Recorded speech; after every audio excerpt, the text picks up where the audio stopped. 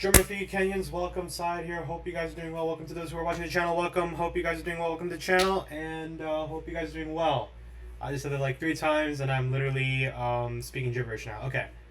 Hope all is doing well. Today we are going to be doing a surprise lesson for today. Kenyans, buckle up for your seatbelts. I recommend and advise to those at the orphanage center.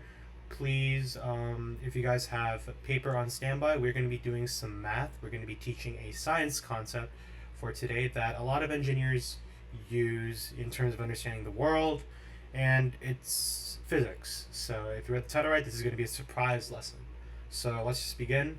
I just came out from a shower, so bear with me. Let's begin. So let's begin. So the surprise lesson for today is drumroll. I realize that my audio, if I keep clapping or doing that, the audio will like literally cut off and like my mouse will just like disappear. But anyways, let's begin. So today we're going to be talking about projectile motion. Now people might be here in this video thinking about really, what's projectile motion? What's motion? What's projectile? Oh wait, here's a good joke here. Projectile, you can break it into two parts of this word. I have a project. I have a tile. Projectile. That's the pen pineapple apple pen parody, which is not that, which is pretty cool. But speaking of projects, by the way, Kenyans, stay tuned for the project. I'm going to be sending some more updates about that. But yeah, what a good transition. So let's just begin. Anyways, we're going to be discussing about projectile motion in this video, part 1. So, what is projectile motion? Projectile motion is where the motion of an object is projected into the air and is moving under the influence of gravity. In other words, what does that mean? It essentially just means, in basic words, is that when an object is shot through the air, whether it's through an object such as like a cannon, a human feet, a living thing feet, or some kind of object that's shooting another object into the air, the object is going to be in motion due to gravity. For example, if you see the soccer player in this scenario here, you can see that the soccer player is kicking the soccer ball, and at a certain point, gravity is allowing the ball to go into the air, and at some point, it's going to fall down. So we'll talk about these parameters in the next slide. We're going to go more in depth about this graph as well. Now, why is this essentially needed? Like, why projectile motion? It helps us understand the motion of an object when launched into the air. We can understand the behavior of how these objects move into the air, and as well as engineers, they apply projectile motion in a lot of cases when they're trying to understand how the world works, including shooting cannons and improving their weaponry, like for example like guns, or trying to improve baseball, like how far you want to hit your baseball with the baseball bat. Like these kind of things, projectile motion, physicists and also engineers, they really want to test out and engineer and understand more, which is very cool. So the next slide that we're going to be discussing is really the graph. Now, bear with me guys about the formulas. So I'm still learning the functions about my computer, and I have to take. Oh, okay, so that's all right. So this is kind of a bit my fault here. Yeah. So I'm gonna figure out how to get these under subscripts and these up arrow kind of situations out the way. So I'll figure that out. But yeah. But anyways, you can see here on this graph over here. I do want to clarify a bit of things. There are a bit incorrect things in the graph, but we'll discuss anyway. So here we have the y-axis. This is projectile motion. So this is basically the y-axis. This is essentially measured in meters as distance. We also have this. This is a parabola. We can see that there's 2 endpoints, and we have one maximum point. Anything that's a maximum point or a minimum point, those are vertices of a parabola in this case, because the half of the side is the same as the other half. And we can see here from the distance from the max point to the bottom, that's essentially the maximum height. We typically define that as h. And from this range, from the endpoints, we can see from the start to the finish, that's at a specific range. This is the x-axis. We have the angle as known as theta. This is just the degree of measure. And we have the slope over here that just shows just a random object that's just being shot forever into the air. But typically the object is shooting from this endpoint to this endpoint. It's shooting as a parabola. Now typically in terms of, well, these are a bit wrong here.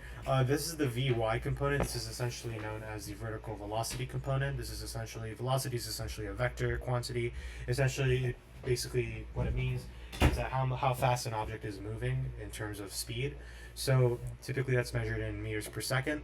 Vy component, that's supposed to be in the y-axis, and the Vx, the velocity x component, this is essentially the horizontal velocity or the horizontal displacement, how far the object is moving across. This is supposed to be the x component, this is supposed to be the y component. I was a bit lazy in terms of constructing a graph, so yeah. I do want to show you guys some simulators that I do want to kind of show you guys. Bear with me. Let me just actually put them together actually. Again, guys, this is part 1 of this video. The next part is going to be actually after this video.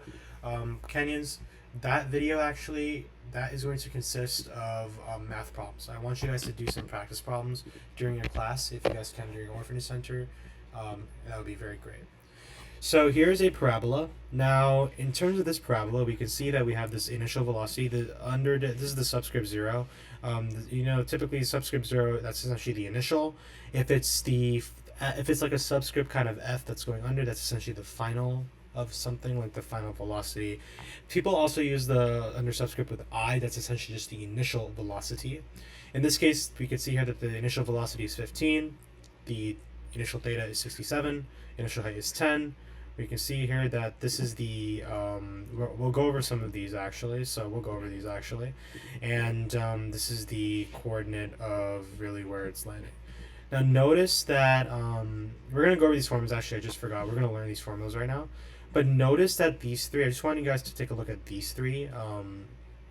Notice that this graph is not starting from the endpoint. The endpoint starts at this initial height. That's at 10. If I adjust and move the height, the parabola is going to go downwards. If I move the angle, the parabola is going to get a lot more expanded. And if I move the initial velocity, it's going to shrink or become taller. So that's very cool. Now, in terms of these formulas, I want to go over these really quickly. The very first formula, this is essentially how to find projectile motion. Typically, it's equal to y. So y is equal to negative 4.9 t squared plus that by the initial velocity times that by sine theta times that by time plus the initial height. Essentially, this formula is essentially associated with this, the g of x function. Now, we're going to be going over the trig functions as well, just for a review as well. But this is really helpful when you're trying to find projectile motion. Now, the reason why I believe it's negative 4.9 is because this is from the I think this is probably the reason why, is because this is from from one endpoint to the maximum height.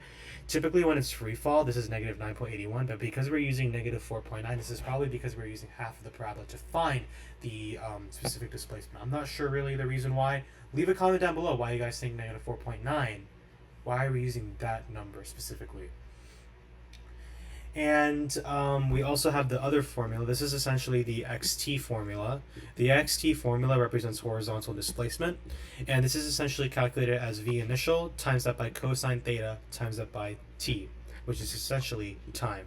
In other words, we are basically just using cosine. Cosine is essentially associated with the x-axis. Sine theta is essentially associated with the y-axis. So in this case, because we're trying to find the x component, this is essentially going to be associated with the cosine function. So this is why it's going to be this. This is similar to this. Keep in mind that the x over here, we're typically associating with x as t. They're just calculating this with x because Desmos really just works with x, not really t. We have to add a slider on that.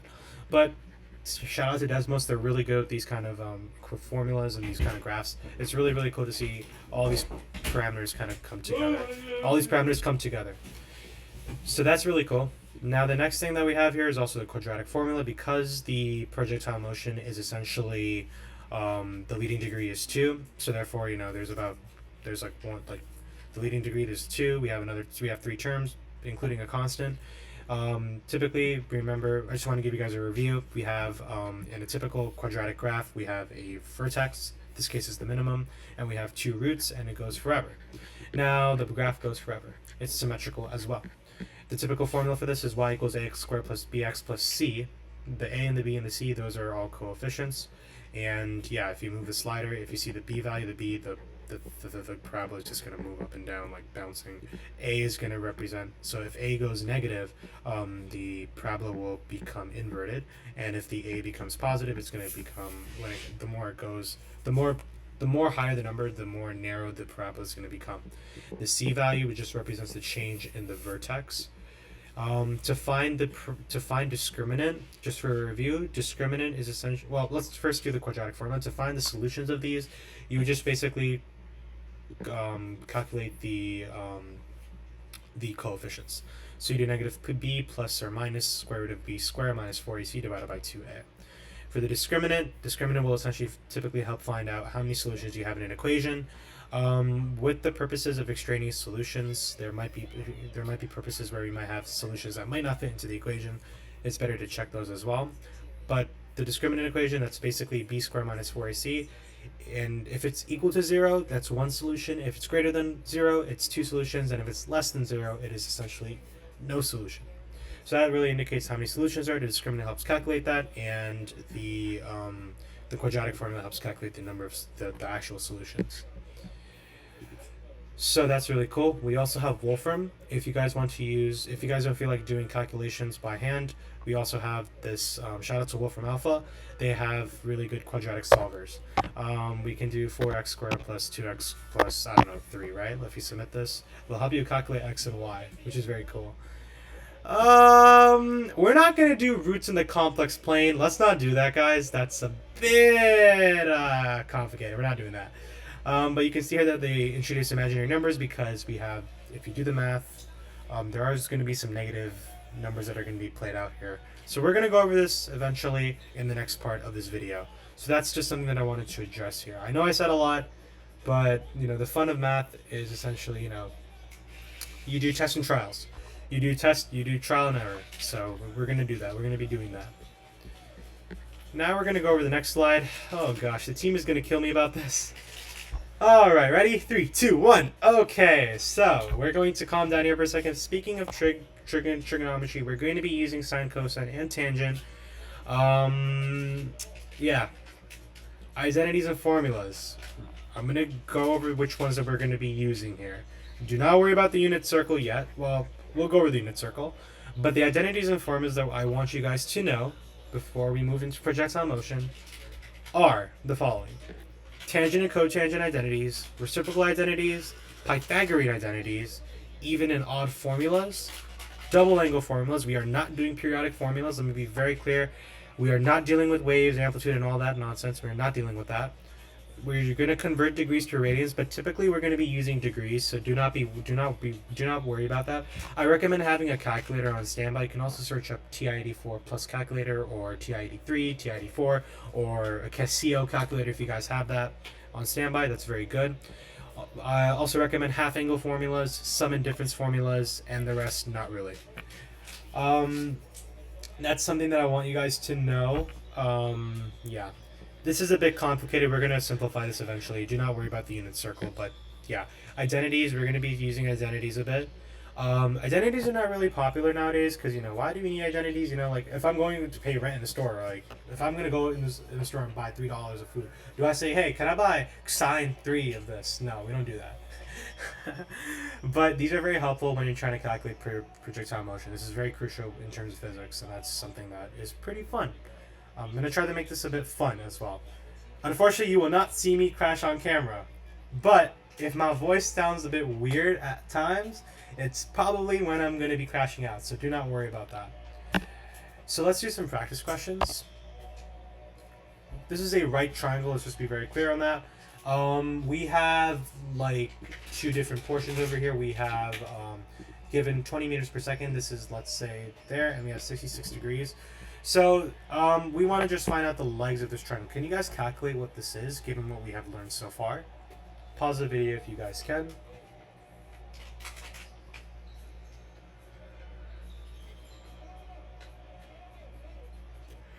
So I think you guys have done the calculation. Excuse my yawning. So to find these, remember this is the y-axis. Just treat this as like a coordinate plane. This is the y-axis and this is the x-axis. The hypotenuse over here, this is essentially represented as the initial velocity, and this is just represented as theta. 66 degrees is theta. To find these, we would do this. Y equals VI sine. I'll put the formulas for you guys, so that way it might be more easier for you guys to know when we move forward. So we do sine theta, and then we multiply that by t. Wait.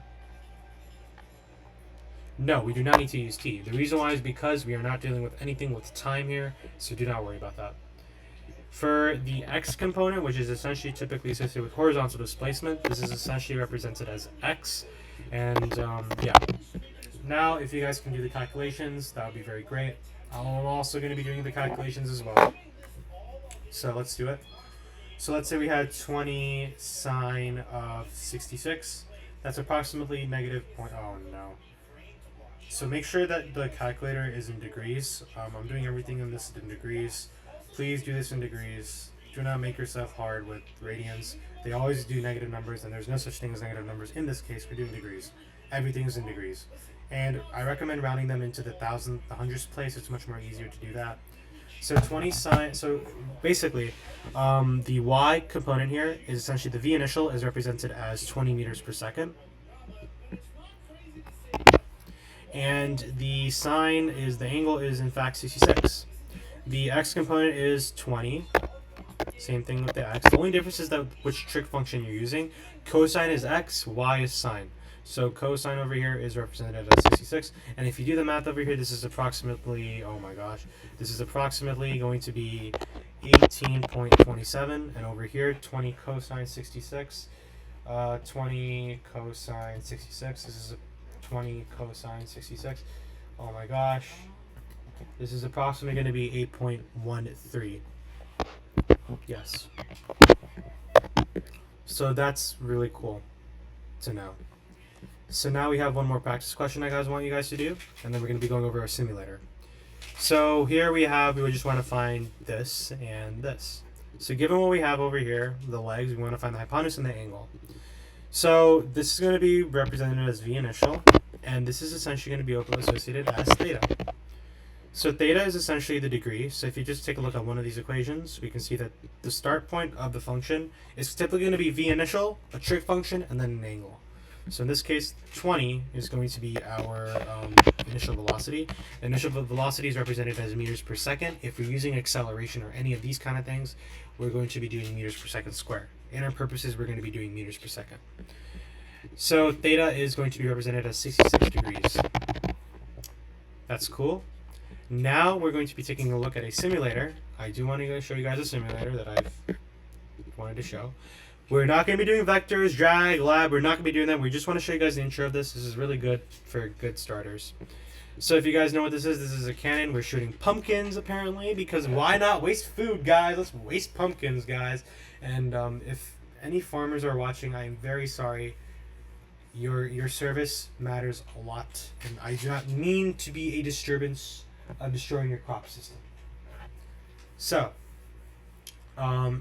you can change the height for this. Anyways, you can. What's really cool about this, to those watching, what's really cool is that you can change the height of this cylinder block, and you can change the degree of where the cannon is being shot. You can shoot at this person who's some reason wearing a bathing suit in the middle of the road. Do not do this. This is not very safe. Do not do this. It's not very safe. So you can shoot it at the target. The target's at 15 meters. You can change the horizontal displacement over here, and you can just shoot. So to shoot, you just press that. Oh, I shot a pumpkin that close. You can move it as well, so you can just do that, and then, dang, that's cool. That's cool. That's really cool. You can shoot it, and you want to shoot the target. That's pretty cool. Let me see if I shoot the guy. Oh man. Okay, hold on. Let me see if I can. Shoot the dude. Ooh, I shot him. I shot the dude. Don't do this in real life. It's not safe. We can see that the mass of the pumpkin is 5 kilometers. The diameter is 0.37 meters. If we use air resistance, I think it's going to have a different impact if we have air resistance involved. Yeah, I think so. If you did not have air resistance, it's going to go a little bit further because air is not going to be blocking anything. We have velocity vectors. that it's literally without air resistance. And you can see that the green arrow indicator shows how much the velocity vector is essentially moving. We also have the acceleration vector, and that's essentially represented as the yellow arrow. That's really cool. There are more features in here. Please take a look at this. This is really fun. This is really fun to take a look at these simulators. It's very, very crucial, very, very helpful. So this is the ending of this part 1. I just wanted to make this a bit, easy for you guys to understand and try to make this a bit condensed. Our team is going to be looking into more in terms of our topics, but right now, as of this time, thank you guys for watching. Hope you guys subscribe, and yeah, you will see me crash out in the next video. So thank you guys and take care.